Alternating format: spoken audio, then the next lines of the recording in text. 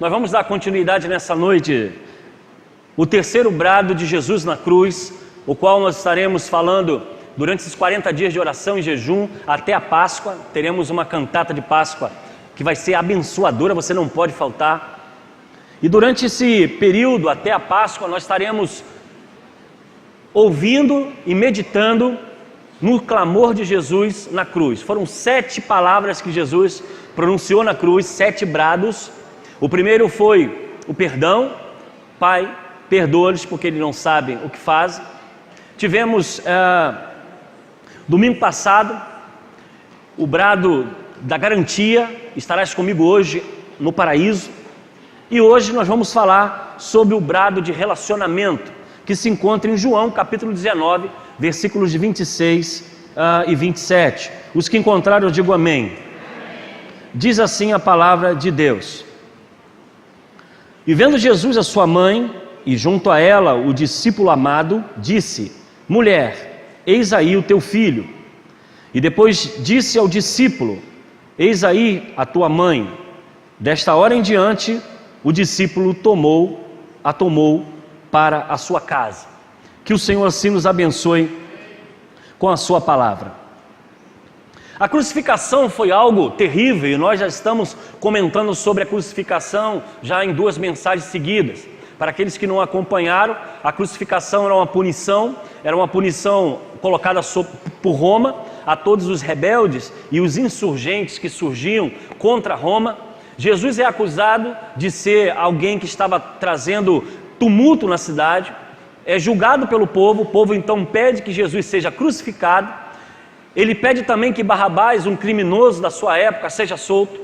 Jesus então é preso, é castigado, colocam sobre ele a cruz, uma coroa de espinho, uma capa, e durante o percurso até a crucificação, Jesus é afrontado, Jesus é ofendido, as pessoas que estão na cidade debocham dele, e ele então chega à cruz, morre na cruz.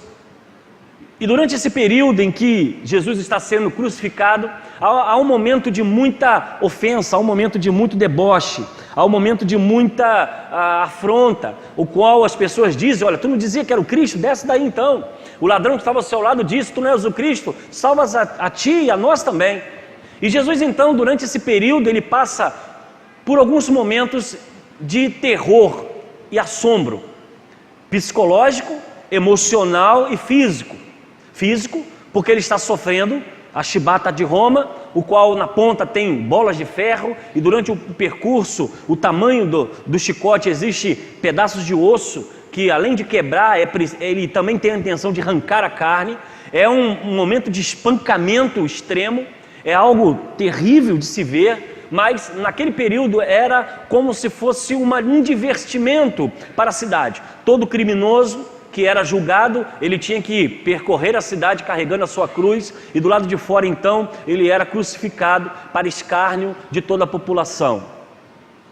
Nesse momento, Jesus está sendo agredido, sangue desce do seu rosto, suas mãos estão presas na madeira, os seus pés estão perfurados por um cravo, o seu corpo desfigurado, machucado, sangra. Ele sente dores terríveis, mas algo nós precisamos agora levar à nossa mente. Jesus está na cruz e ali está sua mãe. Eu não consigo, eu como pai eu posso imaginar a dor de um pai, mas acredito que uma mãe, ver o seu filho no estado que estava, sendo julgado, inocente, sendo castigado numa cruz, sofrendo dores terríveis e não poder fazer nada.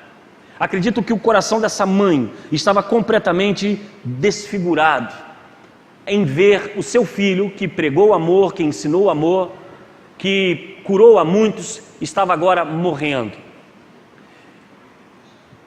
Mesmo à beira da morte, nós observamos Jesus não abrindo mão de uma responsabilidade. Era comum no povo judeu o filho mais velho cuidar da sua mãe. Nós não encontramos no texto bíblico mais a presença de José. Provavelmente alguns teólogos dizem que nesse período José já havia morrido, Maria estava sozinha, e acompanhando o ministério do seu filho. E Jesus, como sendo o primeiro filho da Virgem Maria, Maria depois teve outros filhos com José. Jesus teve alguns irmãos. Mas naquele momento, Jesus não abre mão da sua responsabilidade como filho, de agora uma mãe sozinha, viúva, provavelmente, ele está agora partindo. E ele não poderia deixar desamparada a sua mãe. O que nós vemos na atitude de Jesus é que, para nós não é novidade. Jesus sempre se preocupou e valorizou relacionamentos. Em todo o tempo que Jesus esteve no mundo, ele sempre esteve junto do povo, caminhando com o povo, junto com seus discípulos, partindo o pão, se alimentando, caminhando pela cidade, durante a pescaria. Jesus sempre esteve em grupos, sempre esteve presente. Alguns momentos Jesus se isola, mas era para momentos específicos, como o caso da oração. Nós encontramos Jesus saindo e ainda levando alguns discípulos com ele para interceder, porque a cruz estava perto. Jesus era um homem que valorizava relacionamentos. Ele valorizava estar no meio de pessoas. E nesse momento que Jesus está sendo crucificado, algumas pessoas estavam com ele, não todos os discípulos. Seria ideal que todos os discípulos estivessem aos pés da cruz, mas naquele momento não. O único discípulo que ali estava era João, que ele foi identificado nos evangelhos como aquele que Jesus o amava profundamente. João está com Jesus na cruz, mas ainda com ele há 4 mulheres que estão nessa crucificação, e você pode ler esse texto depois. Maria, mãe de Jesus, Salomé, que é mãe de Tiago e de João, Maria, a mulher de Cleopas. Nós vamos encontrar Cleopas no livro de Mateus, né? Ele aparece ali também dentro do ministério de Jesus, e nós vamos ver a Maria Madalena, a mulher que Jesus havia expulsado os demônios. Havia 4 mulheres e o seu discípulo João, que tanto Jesus amava. Jesus então olha para sua mãe agora vai ficar sem o seu filho mais velho. Jesus agora deixa a função de filho para se tornar o Salvador. Jesus deixa a função de ser apenas aquele filho que ela tanto se preocupava desde a sua infância, e por várias vezes ele disse: eu vim fazer a obra do Pai, eu vim buscar a presença daquele que me enviou. Alguns fatos que nós identificamos quando ele ainda menino, em que ele se perde de sua mãe e ele é encontrado dentro da sinagoga, estudando a lei, debatendo a lei com os sábios. Isso deixou a sua mãe muito preocupada. Maria era uma mãe cuidadosa, era uma mãe zelosa, era alguém que se preocupava com seu filho. E nesse momento, ela não abandona o seu filho, mesmo diante do perigo, mesmo diante da dor e do sofrimento. E Jesus em si, sendo um filho dedicado, sendo um filho amoroso, ele deixando a sua função de filho, agora indo para o Pai, se tornando então, após a sua morte, oficialmente o Salvador do mundo. Ele era o Salvador, mas a crucificação foi um processo em que trouxe libertação a todos nós. Era necessário que ele fosse pendurado no madeiro, era necessário que ele morresse pelos nossos pecados. Jesus agora deixa a função de filho para ser então o Salvador do mundo, inclusive o Salvador de própria Maria, a sua mãe. Jesus deixou claro que a sua missão era uma missão espiritual.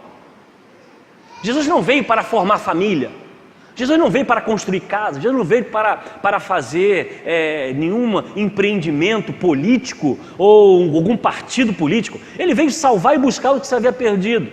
A sua missão é uma missão espiritual. E algumas vezes nós vamos identificar isso em Mateus no capítulo 12. Nós vamos ver ali um questionamento que um discípulo faz, e diz o seguinte: e falando ele ainda à multidão, eis que estava fora sua mãe e seus irmãos, pretendendo falar com ele.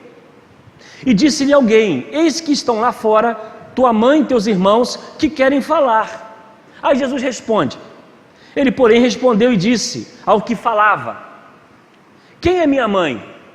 E quem são meus irmãos? E estendendo as mãos para os seus discípulos, disse: eis aqui minha mãe e meus irmãos, porque qualquer que fizer a vontade do meu Pai, que está nos céus, esse é meu irmão, minha irmã e minha mãe. Jesus deixa claro que a sua missão era uma missão espiritual, era formar uma família não física, mas sim uma família espiritual. E quando nós olhamos agora o terceiro brado de Jesus na cruz, Jesus não vai deixar de fora o relacionamento. Jesus não vai deixar passar em branco essa comunhão que era necessária existir entre os discípulos e entre a sua igreja que viria a nascer. E agora nós olhamos nesse terceiro brado, eu quero conversar com você, eu quero falar com você, as duas construções espirituais que Jesus então realiza na cruz, e diante desse brado ele deixa bem claro. A primeira é, ele cria uma família espiritual. Além das outras coisas que a morte de Jesus proporcionou, o perdão de pecados, né? O véu do templo se rasgou, agora nós temos acesso direto a Deus, através da oração, através do culto, não precisamos mais de nenhum sacrifício, não precisamos mais de nenhum rito para chegar à presença de Deus, porque Jesus comprou isso na cruz e nos deu acesso direto ao Pai. Além de todas essas coisas, Jesus cria uma família espiritual, e tendo ele falado e ensinado muitas vezes, ele agora vem a consumar o fato da família espiritual que estava agora naquele exato momento da sua morte e estaria nascendo. Eu tenho adotado uma frase, e os irmãos já viram isso lá no Facebook, lá na propaganda da nossa igreja, nos sites que nós estamos divulgando os nossos cultos. Eu tenho falado, a Segunda Igreja Batista em Gramacho, uma igreja para pertencer. Algumas pessoas falam assim, de qual igreja você vai? Eu frequento a igreja tal. Eu frequento a igreja Y, a igreja X. Isso é um erro, porque nós não frequentamos igreja, nós pertencemos à igreja. Porque igreja é família. Você frequenta alguma família? Você é da qual família? Minha família é o Silva. Eu frequento a família Silva. Não, você pertence à família Silva. Eu frequento a família Rocha. Não, você não frequenta a família Rocha, você pertence à família Rocha. E quando nós falamos em igreja, corpo de Cristo, você não frequenta um corpo, você não frequenta uma família, você pertence à família. Então nós cristãos e membros dessa igreja, alguém perguntar de onde você faz parte, você vai dizer assim do fundo do seu coração, eu pertenço à igreja de Cristo, Segunda Igreja Batista em Gramacho. Porque você não frequenta pode ser o botequim, frequenta pode ser o shopping, ou o cinema que você tanto gosta. Mas igreja você não frequenta, igreja você pertence, porque é sentido de família. E Jesus agora na cruz olha para sua mãe, e agora deixando o seu estado físico de filho, olha para sua mãe e diz, mulher ou mãe, esses são seus filhos. E ele olha ao mesmo tempo para o seu discípulo amado, João, e diz, essa é a sua mãe. E diz o texto que depois que morre na cruz, ele é levado para a casa de João. João agora adota Maria como sendo sua mãe. Mas não era uma mãe física, não era uma mãe de DNA, não era mãe de sangue. Agora o contexto é outro. O contexto agora é espiritual. O contexto agora é de uma família lavada e remida no corpo de Cristo, no sangue de Cristo. Agora o sentido é que todos nós somos iguais diante de Deus. O sentido agora é que a partir do momento em que eu frequento, aliás, eu pertenço à igreja de Jesus, eu agora sou o seu irmão, e você é meu irmão, porque nós temos um Pai que está no céu. A visão agora não é física, a visão agora não é carnal, não é DNA, a visão agora é espiritual. E é por isso que nós, como igreja, temos o costume de chamar o outro de irmão. Uma vez eu fui abordado esses dias, pastor, por que a igreja fica chamando o outro de irmão? Porque nós fomos comprados pelo sangue de Jesus, temos um Pai só que está nos céus e a igreja é uma família, é o corpo de Cristo. Por isso que ele agora, ao passar pelas águas e se tornar um cristão, ele é meu irmão, porque temos um Salvador e temos Cristo como o Senhor de nossas vidas. E aí, irmãos, nós vamos avançar um pouco mais. Existe um sentimento no nosso tempo presente, a solidão. A solidão tem sido uma epidemia que tem aumentado a cada dia mais. As pessoas estão sozinhas e vazias, tanto de Deus como de relacionamento. As pessoas estão as pessoas estão vazias, e às vezes eu posso falar aqui nesse plenário para um grupo de irmãos, e é provável que talvez alguém aqui se sinta sozinho. É provável que encontre alguém aqui no nosso grupo solitário, e ele fale, mas ele está dentro de uma igreja com tanta gente, mas ele está se sentindo sozinho? Sim, nós estamos vivendo um tempo do esvaziamento, dos relacionamentos. Apesar de tanta tecnologia, todo mundo aí com Facebook, com 3 mil, 5 mil amigos. Eu nem sei como é que é isso, ter 5 mil amigos. Se eu tiver 10 e lembrar do nome deles, eu vou até ficar feliz. Porque é difícil você ter um relacionamento com 5 mil pessoas e dizer que são seus amigos, porque amigo é uma coisa, conhecido é outra. E se nós formos olhar esse esvaziamento que está acontecendo na nossa sociedade, pessoas estão procurando suicídio, pessoas estão vazias de si, pessoas não têm mais relacionamento. Esse crime que aconteceu agora esses dias, desses meninos que entraram na escola e mataram lá um monte de gente, um monte de alunos, para pensar como foi a reportagem, eu percebi muito bem isso. Qual era o comportamento deles? Pessoas quietas, pessoas que não aparentavam muito relacionamento, gente na dele, gente isolada, gente sem muito convívio. E através do computador criou-se todo esse drama, e isso nós podemos dizer que é questão espiritual, como também questão psicológica, sim, nós podemos dizer. E aconteceu essa fatalidade. Mas nós vemos isso aumentar em todo o mundo. Os jovens, crianças, idosos estão vivendo numa solidão tremenda, e aí há índice de depressão, há índice de suicídio, de doenças cardíacas, problemas emocionais e psicológicos têm crescido. Os psicólogos têm sido hoje, como também os pastores, o ponto do para-raio. As pessoas procuram para poder desabafar, para poder conversar, porque precisam falar, que precisam colocar para fora o que sentem, porque é uma geração pós-moderna, vazia de Deus e também vazia de relacionamento. E agora, quando nós olhamos a Jesus na cruz dizendo, eis agora a sua mãe e esse agora é os seus filhos, Jesus está criando um vínculo com Maria e João, e dizendo para eles agora que eles são família, que eles são um corpo.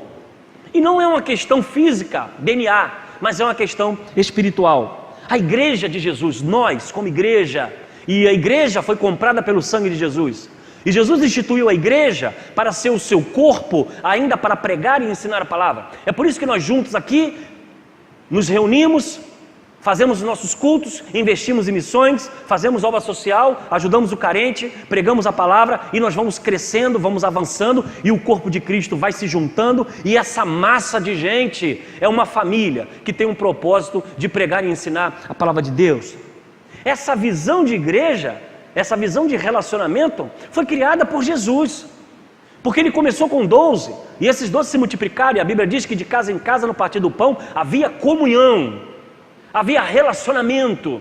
A igreja primitiva não estava só no templo cultuando, ela estava também nas suas casas, trocando as dores, as dificuldades da vida, e um ajudando o outro, um apoiando o outro. Por isso que eu tenho falado, irmão, não ande sozinho, procure alguém que te acompanhe na sua vida espiritual. Nós precisamos ter pais espirituais, mães espirituais, que nos ajude no momento de dor, de sofrimento. Procure alguém para conversar, procure o seu pastor, procure um diácono, procure alguém da sua confiança, para que ele possa orar por você e você possa orar por ele, porque a igreja é o corpo, é relacionamento. E existe hoje um diálogo aí dizendo que eu quero Jesus, não quero igreja, eu preciso de Jesus e não preciso de igreja.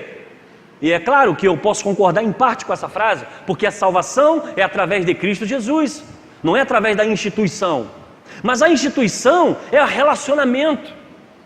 A instituição é o local onde Cristo montou a igreja e disse, vou mandar o Consolador, o Espírito Santo. E ele derrama sobre a igreja dons para a edificação do corpo. Então não há como viver como cristão sozinho, isolado dentro de casa. Não há como estar vivendo a vida cristã e a adoração que é coletiva, simplesmente achando que eu conheço a Jesus, mas eu não preciso da igreja. Isso é um engano do inferno. Porque Jesus fundou a igreja e ele funda o relacionamento. E são esses relacionamentos que nos fazem crescer, que nos fazem avançar, que nos fazem estar diante da presença de Deus. A igreja é o corpo de Cristo e ela está unida no exercício do trabalho e da missão de ganhar o mundo. Porque a palavra de Deus diz, ide por todo o mundo e pregar o evangelho a toda criatura. Nós precisamos estar como igreja mais unida. Nós precisamos, como Segunda de Gramacho, estar nos comprometendo a estar nos pequenos grupos. Não só no culto, chegar aqui domingo, ô irmão, tudo bem, como é que você está? Dá aquele sorriso, tapinha nas costas. Aí, pastor, tudo bem? Beleza, beleza. Pá, cultuou, bora para nossa casa. É claro que nós temos uma vida corrida, está todo mundo desesperado de um lado para o outro, o tempo está curto. Mas uma coisa que nós não podemos perder são os relacionamentos. É a comunhão da igreja. É a comunhão de estarmos juntos nas celebrações, de estarmos juntos na adoração, de estarmos juntos dentro das casas, pregando e ensinando a palavra, não só para aqueles que estão longe, mas também para aqueles que são cristãos e precisam. E é por isso que eu tenho pedido a Deus, clamado ao Senhor, que a nossa igreja possa ainda mais aumentar a quantidade de relacionamentos nas casas, nos grupos. Porque Jesus, quando olha para sua mãe, ele não esquece que o relacionamento é tudo. E ele diz, olha mãe, aqui está o seu filho, olha filho, aqui está sua mãe. E diz o texto que João levou Maria para casa. Eu acredito que ele foi agora o líder espiritual daquela mulher, sofrida, chorosa, porque o seu filho estava morrendo na cruz. E é isso que nós precisamos aprender. Se você ainda não tem um relacionamento de amizade, de compromisso, de participar de um grupo, de um pequeno grupo, de um ministério dessa igreja, eu quero convidar você a deixar a sua cadeira e se envolver com a obra. Porque o relacionamento é que nos faz crescer. Adolescentes, jovens, idosos, nós estamos aqui como corpo de Cristo para levar e ensinar a palavra de Deus. E há espaço para você na casa de Deus. Quantos lugares nós precisamos? De gente para trabalhar, de gente para se envolver, de gente para se relacionar. Não fique sozinho, não fique isolado. Não pense que vinha só o culto e de repente não falar com ninguém, ir para casa na sua individualidade. Isso é bom, não é bom. Você precisa de alguém que ore por você, e alguém precisa de você para que você ore, para que você cresça. O segundo relacionamento que essa palavra, esse terceiro brado nos ensina, é o relacionamento com Deus. Nós vamos encontrar na palavra de Deus uma palavra chamada Abba. Quem é da década de 70, teve um conjunto chamado Abba, né? Fez muito sucesso na época, foi até a década de 80. Se você procurar na internet, você vai ver. Mas a palavra Abba, ela é um termo hebraico que significa pai. E se nós fôssemos puxar hoje para um português mais claro, seria paizinho ou papai. Porque a palavra Abba, ela traz um termo de muita intimidade. Sua intimidade com o seu Deus. E aí nós vamos olhar Jesus orando. Jesus vai dizer Abba. Ele vai dizer pai. E o interessante é que ele inclui você e eu na sua oração. Ele fala assim: Pai nosso que estás no céu. Jesus era filho e era Deus. Mas naquele momento de cruz, ele está entregando a sua vida.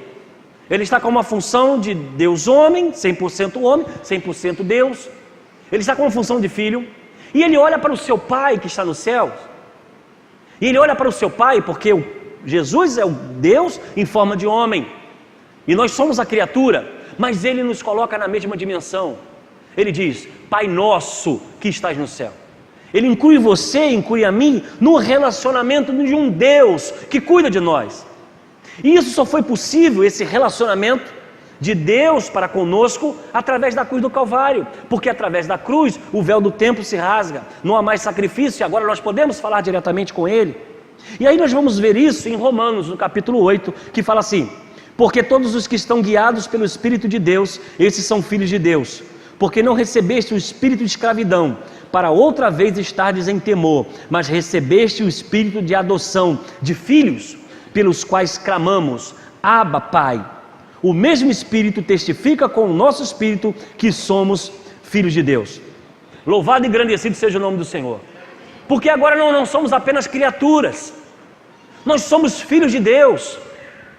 Ele é o nosso Pai. Ele ouve a nossa oração. Ele se relaciona conosco ao ponto que deixou habitar dentro de nós o Espírito Santo. Esse Deus que é o Criador do universo, é o sustentador de todas as coisas, Ele é o seu Pai. Ele se preocupa com você, Ele ama você, Ele tem visto a sua dor, Ele tem visto o seu sofrimento. E eu quero dizer uma coisa a você: se você alguma vez pensou que Deus esqueceu de você, você está completamente enganado. Porque um pai não esquece dos seus filhos. Você está completamente enganado se alguém ou alguma coisa entrou no seu ouvido e passou pela sua cabeça que Deus esqueceu de você, que essa luta que você está vivendo é porque você simplesmente foi abandonado por Deus. Eu quero dizer uma coisa, que isso é completamente errado e você está completamente equivocado. Porque esse Pai ao qual Jesus ora, Pai nosso que estás no céu, Ele diz a você que você tem alguém que se preocupa com a sua dor, alguém que se preocupa com o seu sofrimento, alguém que se preocupa com a sua angústia, alguém que não só entregou a sua vida para que você tivesse a salvação da eternidade, mas Ele também é um Deus que está com os seus ouvidos abertos para ouvir a sua oração. E quando eu olho para a cruz do Calvário, em que Jesus se preocupa com a sua mãe, mãe, aqui está o seu filho, filho, aqui está a sua mãe, e em sua oração anterior ele diz, Pai nosso, eu posso dizer que não importa as tempestades da vida, não importa as lutas dessa vida, eu tenho um Deus que me ama e cuida de mim, e Ele é meu Pai. E quando eu clamar, e quando pedir, e quando eu chorar, e quando eu estiver em luta, e quando eu entrar no meu quarto, sem saber o que fazer, eu vou para quem eu confio, que é meu Pai. Eu vou dizer a Ele o que eu tenho passado, eu vou dizer a Ele o que eu tenho sofrido, eu vou dizer a Ele, Pai, eu preciso de ajuda. E eu tenho a certeza que esse Deus Criador dos céus e da terra, que me criou, que me sustentou e que me tem me abençoado, apesar das lutas que se levantam, eu posso descansar, porque quem não vai estar seguro nos braços de um Pai que ama, que cuida e que zela por cada um de nós? Tire isso da sua cabeça, se talvez passou na sua cabeça. E biblicamente falando, a igreja é uma família, e é por isso que nós precisamos, como noiva de Cristo, acolher, porque cada pessoa que soma essa igreja, não é questões numéricas, é questões espirituais. A família está crescendo, e eu acredito que todos aqui já viram, quando se apresenta um bebê, vem mamãe, vem papai, vem um titio, vem o vizinho, às vezes vem o porteiro, às vezes vem um amigo de longe, e todo mundo vem celebrar a criança que nasceu, porque vai fazer parte da família, é mais um. E aí todo mundo fotografa, se alegra, canta e abençoa a criança, vai todo mundo para casa. Agora essa mesma alegria tem que estar no nosso coração, quando pessoas que estão na escuridão das trevas, entram pela porta dessa igreja, sentem bem no nosso meio, e dizem, eu quero fazer parte dessa família. Essa alegria tem que estar no nosso coração, porque a morte de Jesus na cruz foi para isso, e é para isso como igreja que nós existimos. Nós existimos para cuidar de gente, para abraçar gente, para levar a palavra de Deus às pessoas que estão longe. E essa busca de trazer os perdidos e ao mesmo tempo ser uma família acolhedora, é porque nós somos família e temos o Deus como o nosso Criador, aquele que sustenta todas as coisas. E essa visão de brado de relacionamento é que Jesus olha Maria e não deixa Maria sozinha. Ela não deixa Maria com seu sofrimento de ter perdido um filho, Maria com seu sofrimento de estar vendo seu filho sofrer. Ele olha para ela e essa frase é impactante, porque ele tira a sua função humana e coloca a função espiritual. João não é o seu filho genético, mas ele é seu filho espiritual. E você, João, aqui está sua mãe, não é genético, mas é espiritual, e vocês têm que cuidar um do outro. E esse relacionamento foi entre nós cristãos, e agora um relacionamento também com o nosso Deus, porque esse Pai que era apenas o Criador e nós éramos a criatura, se tornou o nosso Pai, se tornou aquele que veio para nos trazer vida e trazer vida à abundância. A cruz gerou relacionamento entre nós como família, e é por isso que eu posso chamar o Enoque de irmão, eu posso chamar o Hugo de irmão, eu posso chamar o Ronaldo de irmão, e Ronaldo me chama de irmão, porque nós temos um Deus e somos de uma família e estamos caminhando para o mesmo lugar. E dentro dessa visão não pode haver entre nós diferença. Aqui não há branco, aqui não há negro, aqui não há adolescente, aqui não há idoso, todos somos iguais diante de Deus, todos temos o mesmo direito e todos aqui estamos para cultuar o Senhor. porque somos uma família e fomos gerados na cruz, através do sangue de Jesus derramado na cruz do Calvário. Esse relacionamento é evidente nas palavras de Jesus na cruz. Uma família espiritual foi inaugurada, uma família espiritual foi constituída, e nós, como Segunda Igreja Batista em Gramacho, somos mais do que uma instituição, nós somos mais do que um CNPJ, nós somos mais do que um CEP que diz o endereço dessa igreja. Nós somos um povo chamado e remido pelo sangue de Jesus, e nós somos uma família espiritual, ao qual nós temos que chorar com os que choram, nós temos que se alegrar com os que se alegram, e nós temos que fazer a vontade de Deus sobre todas as coisas. E eu termino a mensagem dessa noite dizendo a você: seja bem-vindo à família Segunda Igreja Batista em Gramacho. Eu termino essa mensagem dizendo a você que você é bem-vindo ao corpo de Cristo, porque essa família foi constituída para você fazer parte. E esqueça essa visão de que Deus esqueceu de você, que Deus não ouve a sua oração, que Deus não sabe a luta que você passa. Ele sabe, Ele conhece, e Ele quer que você o reconheça como Deus e reconheça também como Pai, porque o Pai cuida e abençoa os seus filhos. E esse Deus, Ele está pronto para abençoar você, Ele está pronto para cuidar de você, Ele está pronto para abençoar a sua família. Que o Senhor assim nos abençoe, que possamos sair daqui nesta noite com o coração alegre e feliz, sabendo que eu faço parte de uma família espiritual, eu faço parte do corpo de Cristo, e que você é importante estar conosco, estar nessa igreja, estar no corpo de Cristo, estar servindo ao Senhor nesse lugar. Convido você a fechar os seus olhos e nós vamos orar.